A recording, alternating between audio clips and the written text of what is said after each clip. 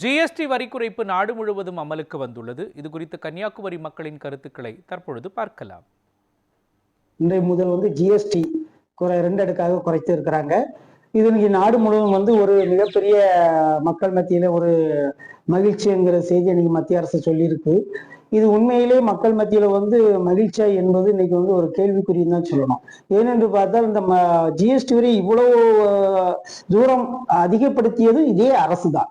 ஆகவே இன்னைக்கு இத்தனை வருடங்கள் ஜிஎஸ்டி கூடுதலாக வைத்துவிட்டு குறைந்தபட்சம் ஒரு கார் பைக் என்று பார்த்தா கூட 20,000 40,000 என்கிற அளவுல இன்னைக்கு குறைக்கப்பட்டிருக்கிறது. அப்போ இதுவரைக்கும் காரோ பைக்கோ இதர அத்தியாவசிய பொருட்கள் வாங்கின அனைவருமே இன்னைக்கு அதிக அளவுல கொடுத்துதான் பொருட்களை வாங்கியிருக்கிறாங்க.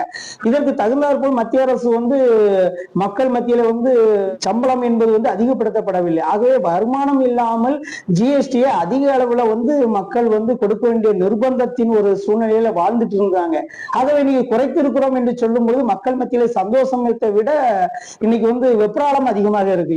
ஜிஎஸ்டி குறைவால மக்கள் அதிகமா பயன்பெறுவாங்கன்னு மத்திய அரசு சொல்லியிருக்காங்க. அப்படின்னா கடந்த பல வருஷங்களா ஜிஎஸ்டினால மக்கள் அவஸ்தைப்பட்டிருக்காங்கன்னு மத்திய அரசு ஒப்புக்கொள்ளுறீங்களா? இந்த ஜிஎஸ்டி வரினால நாங்கள் ஒரு இருசக்கர வாகனம் வாங்கணுன்றது எங்கள் ரொம்ப நாள் கனவாகவே இருந்துச்சு. இப்போ இந்த ஜிஎஸ்டி வரி குறைஞ்சிருக்கிற நிலையில நாங்கள் இப்போ ஒரு இருசக்கர வாகனம் வாங்கலான்ற முடிவில் இருக்கோம். சென்ட்ரல் கவர்மெண்ட்ல இருந்து இந்த ஜிஎஸ்டி குறைப்பை நடைமுறைக்கு கொண்டு வந்திருக்காங்க. இதனால ஏழை மக்கள் எல்லாரும் பயன்பெறுவாங்க அப்படின்னு சொல்லி பிரதமர் அறிவிப்பு கொடுத்துருக்காங்க. உண்மையிலே பார்க்க போனோம்னா நம்ம இப்போ ஒரு பைக் வாங்குறோம், நம்ம சின்ன சின்ன குடும்பத்துல ஒரு பைக் வாங்குறோம், ஒரு 10,000 15,000 ரூபா வரைக்கும் நமக்கு ஜிஎஸ்டி மூலமா கம்மியாகுது.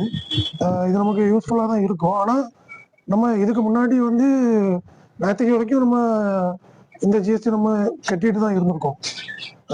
அவங்க சொல்றது மாதிரி உண்மையான ஒரு பயனுள்ளது அப்படின்னா இதுக்கு முன்னாடி நம்ம கட்டினதான் நமக்கு திருப்பி கொடுப்பாங்க அப்படிங்கிற கேள்வி எனக்குள்ள இருக்கு. சென்ட்ரல் கவர்மெண்ட் என்னையில இருந்து ஜிஎஸ்டியை குறைச்சிருக்காங்க. அவங்க ஜிஎஸ்டியை குறைச்சதை நினைச்சு ரொம்ப சந்தோஷப்படுறாங்க.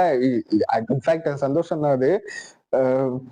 இவ்வளவு நாள் அவங்களுக்கு தெரியல ஜிஎஸ்டி இவ்வளவு நம்ம கூட்டி விக்கிறோம்னு அவங்களுக்கு தெரியல.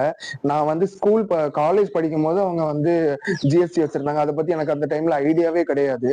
இந்த டைம்ல யோசிக்கும் போது ஒரு பைக்கு கூட 10,000 ரூபாய் கம்மி ஆகுது. சொல்ல போனா பைக்கு 10,000 ரூபாய் கம்மி ஆகுற அளவுக்கு அப்ப அவங்க ஜிஎஸ்டி விதிச்சிருக்காங்கன்னு நினைக்கும் போது ஷாக்கிங்கா இருக்கு.